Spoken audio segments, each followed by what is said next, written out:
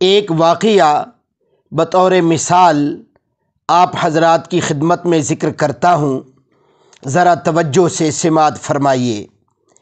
ایک دانا آدمی کی گاڑی گاؤں کے قریب خراب ہو گئی۔ اس نے سوچا کہ گاؤں سے کسی سے مدد لیتا ہوں۔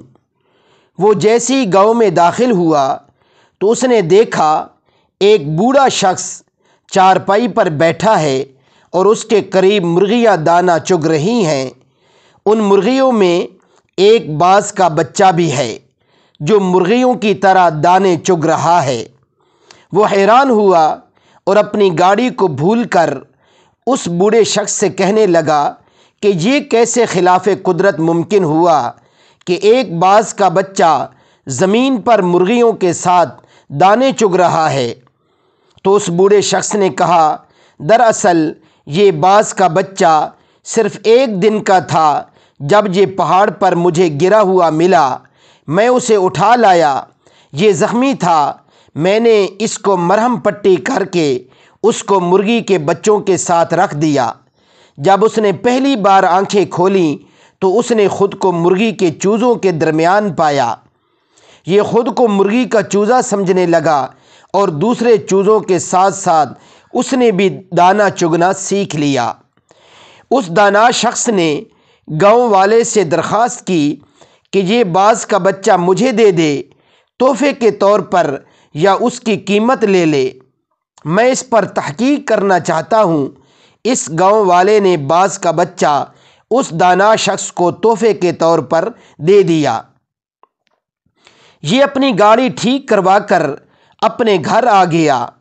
وہ روزانہ باز کے بچے کو چھت سے نیچے پھینک دیا کرتا، مگر باز کا بچہ مرغی کی طرح اپنے پروں کو سکیڑ کر گردن ازس میں چھپا لیتا۔ وہ روزانہ بلا ناغہ باز کے بچے کو اپنے سامنے ٹیبل پر بٹھا کر کہتا کہ تو باز کا بچہ ہے، مرغی کا نہیں، اپنی پہچان کر۔ اسی طرح اس نے کئی دن تک اردو، پنجابی، سندھی، سرائیکی، پشتو ہر زبان میں اس باز کے بچے کو کہا کہ تو باز کا بچہ ہے، مرغی کا نہیں، اپنی پہچان کر، اپنے آپ کو پہچاننے کی کوشش کرو۔ آخر کار وہ دانا شخص ایک دن باز کے بچے کو لے کر ایک بلند ترین پہاڑ پر چلا گیا اور اسے کہنے لگا، خود کو پہچاننے کی کوشش کرو، تم باز کے بچے ہو۔ اور اس شخص نے یہ کہہ کر باز کے بچے کو پہاڑ کی بلندی سے نیچے پھینک دیا۔ باز کا بچہ ڈر گیا اور اس نے مرغی کی طرح اپنی گردن کو جھکا کر پروں کو سکیڑ لیا اور آنکھیں بند کر لی۔ تھوڑی دیر بعد اس نے آنکھیں کھولیں تو اس نے دیکھا کہ زمین تو ابھی بہت دور ہے۔ تو اس نے اپنے پر پھڑپھڑائے اور اڑنے کی کوشش کرنے لگا۔ جیسے کوئی آپ کو دریا میں دھکا دے دے تو آپ تیرنا نہیں بھی آتا تو بھی آپ ہاتھ پاؤں ماریں گے۔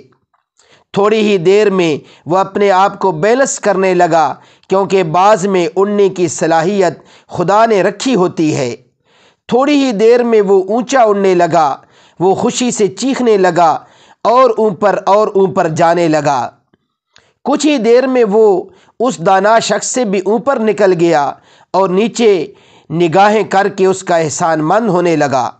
تو دانا شخص نے کہا، اے باز، میں نے تجھے تیری شناخت دی ہے، اپنے پاس سے کچھ نہیں دیا۔ یہ کمال صلاحیتیں تیرے اندر موجود تھیں، مگر تو بے خبر تھا۔ میرے محترم سامعین، یہی معاملہ ہم لوگوں کے ساتھ ہے۔ ہماری ایک خاص شناخت ہے، ہم ایک خاص امت کے ارکان ہیں۔ ہمارے اندر اللہ رب العزت نے بے پناہ صلاحیتیں رکھی ہیں، مگر پرابلم یہ ہے کہ ہمارے ارد گرد بے شمار مرغیاں ہیں، جن میں ہمارے ٹی وی چینل اور اخبارات بھی شامل ہیں، جو مسلسل ہم کو بتاتے ہیں کہ ہم باز کے بچے نہیں، مرغی کے بچے ہیں، جو مسلسل بتاتے ہیں کہ تم بہادر اور طاقتور نہیں ہو بلکہ بزدل اور کمزور ہو، تمہاری تو قوم ہی ایسی ہے۔ کامیابی کی شرط یہ ہے کہ ہم خود کو پہچاننے کی کوشش کریں تاکہ ہم ایک بہترین امت اور بہترین قوم بن کر اس ملک کی تعمیر و ترقی میں اپنا کردار ادا کریں۔